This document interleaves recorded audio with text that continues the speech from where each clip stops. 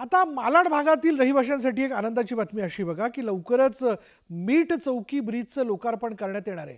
केंद्रीय मंत्री पियुष गोयल यांनी या ब्रिजची पाहणी केली। दरम्यान सध्याच्या मार्वे रोडला समांतर रस्ता तयार करण्याबाबत यावेळी चर्चा करण्यात आली, जेणेकरून मड, मालवणी, जनकल्याण नगर इथून प्रवास करणाऱ्या लोकांना पश्चिम द्रुतगती मार्गाकडे जाण्यासाठी पर्यायी मार्ग मिळू शकतो।